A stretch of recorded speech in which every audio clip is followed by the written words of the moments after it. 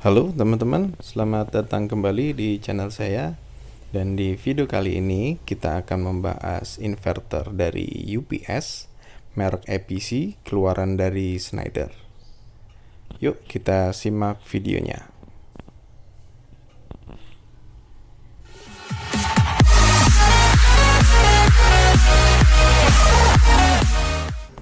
Sebelum mulai video, silahkan subscribe channel ini, karena subscribe kalian bisa membuat channel ini menjadi berkembang. Oke teman-teman, ini adalah UPS. UPS-nya saya beli ini dari bekas server ya teman-teman ya. Ini mereknya Schneider, dan katanya sih, kata si penjualnya ini keluaran pemakaian tahun 2019. Dan untuk UPS ini di dalamnya sudah disertakan inverter ya, jelas ya. Saya sih beli paketnya untuk inverternya aja sih, tapi kok dikasihnya satu kotak besar ini. Kita belum tahu apa isi di dalamnya. Yang jelas kalau emang beli satu box ini besar, kalau beli dari barunya sudah termasuk chargeran, terus baterai juga nih di area sini nih, baterai jenis VRLA juga termasuk inverter. Dan ini ada extension untuk eksternal baterai ya. Jadi maksimalnya juga saya belum tahu nih speknya. Yang jelas saya mau memanfaatkan inverternya, dan inverter yang di dalamnya ini adalah inverter dengan teknologi low frequency.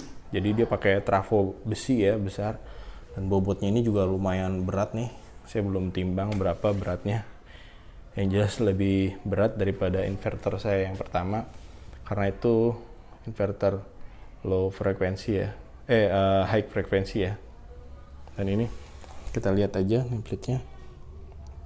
Nah di sini ini Schneider Argentina ya. Kok bisa nyampe sini ya?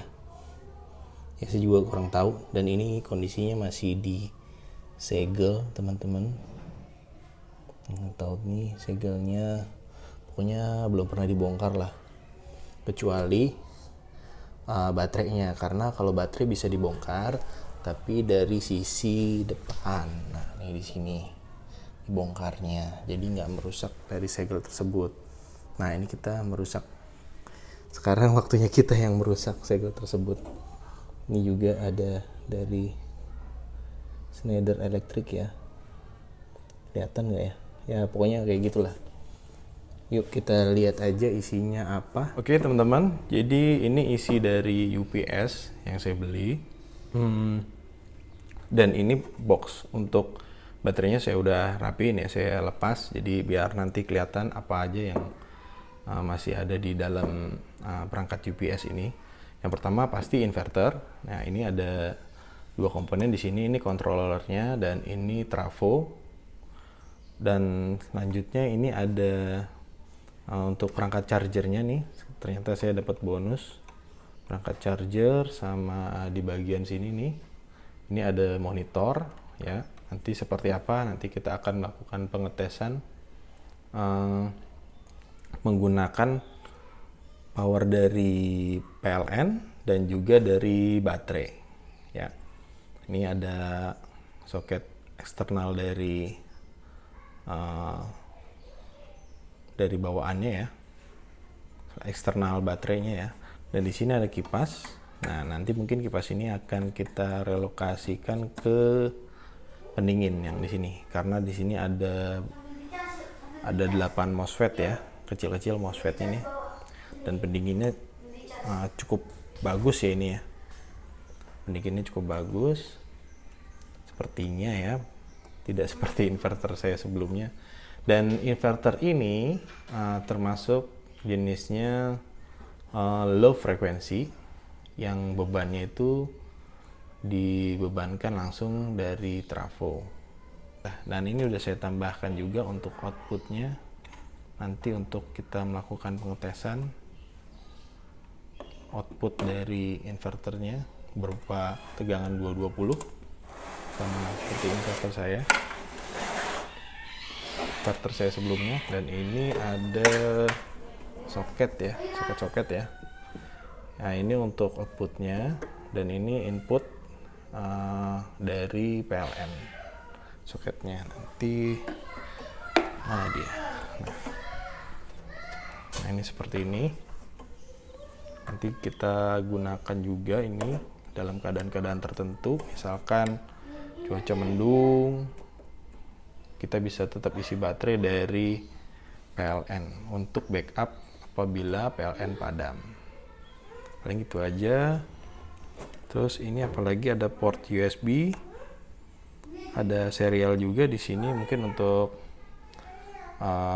penyetingannya ya, bisa melalui komputer untuk interface-nya. Oke, ini udah depannya saya copot jadi bolong seperti ini ya. LCD-nya seperti ini. LCD-nya monitor lah ya, seperti itu kira-kira teman-teman. Dan ada juga beberapa perangkat tambahan seperti ini, sensor. Ini sensor ini untuk sensor baterai.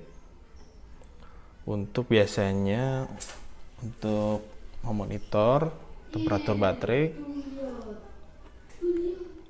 dan akan men-trigger dari charger ini apabila baterai panas, maka ampernya tidak akan besar-besar ya, maksudnya misalkan maksimal chargernya ini di 10 ampere.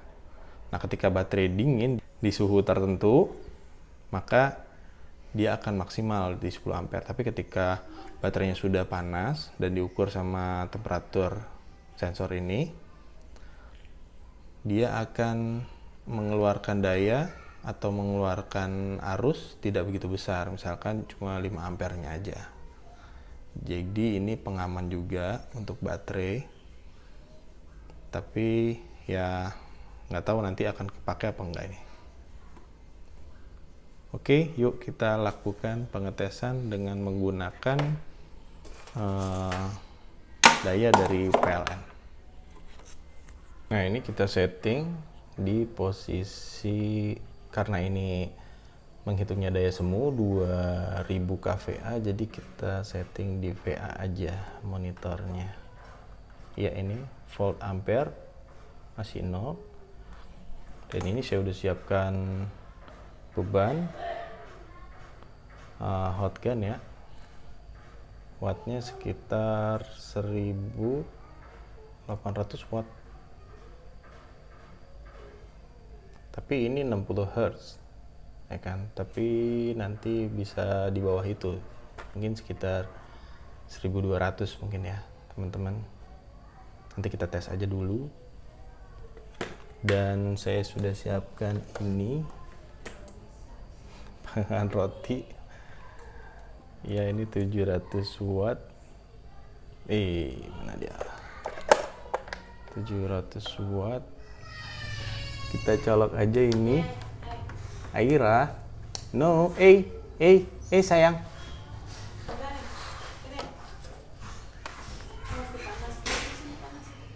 Ini kita colok aja. Ya, seperti itu. Dan di situ terbaca berapa itu?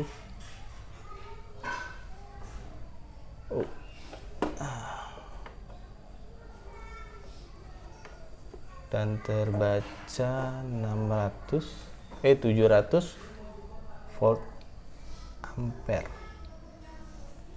Ya, kita tambahkan lagi dari sini.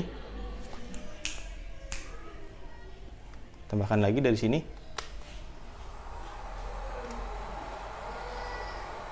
Jadi berapa nih? Sedikit sekali penambahannya karena baru blowernya aja.